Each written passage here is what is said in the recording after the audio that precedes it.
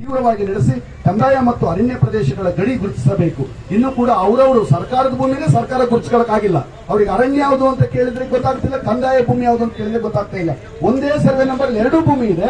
ಯಾವ ಭೂಮಿ ಕಂದಾಯ ಇತ್ತು, ಯಾವ ಭೂಮಿ ಅರಣ್ಯ ಇದೆ ಅವರೇ ಗುರುತಿಸಿಕೊಂಡಿಲ್ಲ. ಬ್ರಿಟಿಷ್ ಕಾಲದಲ್ಲಿ ಆದಂತಹ ಸರ್ವೆ ಸೆಟ್ಲ್ಮೆಂಟ್ ಇಂಡಿಯಾ ಗವರ್ಮೆಂಟ್ಗಳಿಗೆ ಇವತ್ತು 80 ವರ್ಷ ಆಯ್ತು ಸ್ವಾತಂತ್ರ್ಯ ಬಂದು, ಸರ್ವೆ ಸೆಟ್ಲ್ಮೆಂಟ್ ಮಾಡಕ್ಕೆ ಅವ್ರಿಗೆ ಆಗಿಲ್ಲ ಅಂತಂದ್ರೆ ಎಂತ ಅಯೋಗ್ಯ ಸರ್ಕಾರ ನಡೆಸ್ತಾ ಇದ್ದಾರೆ ನಮ್ಮನ್ನು ಆಳ್ತಿರೋರು. ಇವತ್ತು 1000 ಕೋಟಿಗಿಂತ ಇನ್ನೊಂದು ವರ್ಷಕ್ಕೆ 2000 ಕೋಟಿ ಮಾಡ್ಕೊಳ್ತಾನೆ ಒಬ್ಬ MLA. ಆದ್ರೆ ಒಬ್ಬ ರೈತ 1000 ರೂಪಾಯಿ ಜಮೆ ಖರ್ಚಿಗಿಲ್ಲದಷ್ಟು ಕಷ್ಟಕ್ಕೆ ಸಿಗಾಕೊಂಡಿದ್ದಾನೆ. ಬ್ಯಾಂಕ್ಗಳು ಬಾಗಿಲು ತೊಡ್ತಾ ಇದ್ದಾರೆ. ಇದನ್ನ ನಾವು ವಿರೋಧಿಸಬಾರ್ದ, ಪ್ರಶ್ನಿಸಬಾರ್ದ. ಹಾಗಾಗಿ ಈ ಒಂದು ಹಕ್ಕೊತ್ತಾಯವನ್ನು ಕೂಡ ನಾವು ಈ ಸಂದರ್ಭದಲ್ಲಿ ಮಾಡ್ತಾ ಇದ್ವಿ.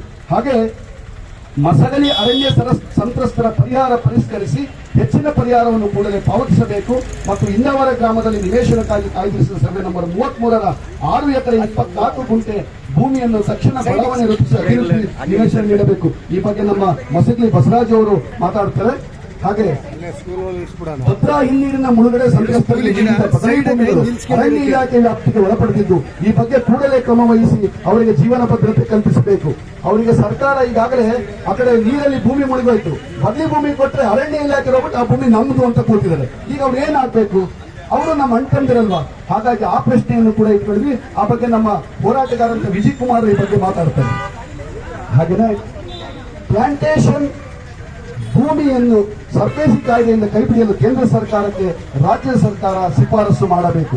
ಅಡಿಕೆ ಬೆಳೆಗೆ ತಗುಲುತ್ತಿರುವ ಎಲೆಚುಕ್ಕಿ ರೋಗಕ್ಕೆ ವೈಜ್ಞಾನಿಕವಾಗಿ ಶಾಶ್ವತ ಪರಿಹಾರ ಕಂಡುಹಿಡಿಯಲು ಸರ್ಕಾರ ತಕ್ಷಣ ಕ್ರಮ ಕೈಗೊಳ್ಳಬೇಕು.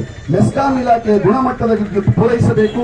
ದಿನಕ್ಕೆ 12 ಗಂಟೆಗಳ ಕಾಲ ರೈತರ ಪಂಪ್ಸೆಟ್ಗಳಿಗೆ ಗುಣಮಟ್ಟದ ವಿದ್ಯುತ್ ನೀಡಬೇಕು ಮತ್ತು ಅಗತ್ಯ ಇರುವ ಕಡೆ ಟ್ರಾನ್ಸ್ಫಾರ್ಮರ್ಗಳನ್ನು ಅಳವಡಿಸಬೇಕು ಮತ್ತು ರೈತರ ಪಂಪ್ಸೆಟ್ಗಳಿಗೆ ಉಚಿತ ವಿದ್ಯುತ್ ಸಂಪರ್ಕ ಕಲ್ಪಿಸಬೇಕು.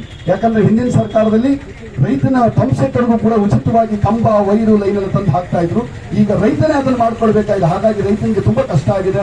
ಆ ಬಗ್ಗೆ ಕೂಡ ನಾವು ಹಕ್ಕೊತ್ತಾಯ ಮಾಡ್ತಾ ಇದ್ದೀವಿ. ಹಾಗೆ ಕಾಫಿ ಬೆಳೆಗಾರರಿಗೆ 10 HP ವರೆಗಿನ ಪಂಪ್ಸೆಟ್ಗಳಿಗೆ ಉಚಿತ ವಿದ್ಯುತ್ ಜಾರಿಗೊಳಿಸಬೇಕು ಅಂತ ಹೇಳಿ ಹಿಂದಿನ ಕ್ಯಾಬಿನೆಟ್ ಅಲ್ಲಿ ತೀರ್ಮಾನ ಆಗಿದ್ರು ಕೂಡ ಅದನ್ನು ಜಾರಿಗೊಳಿಸ್ತಾ ಇಲ್ಲ. ಅದನ್ನು ತಕ್ಷಣ ಜಾರಿಗೊಳಿಸಬೇಕು ಅಂತ ಹಕ್ಕೊತ್ತಾಯವನ್ನು ಮಾಡ್ತಾ ಇದ್ದೀವಿ.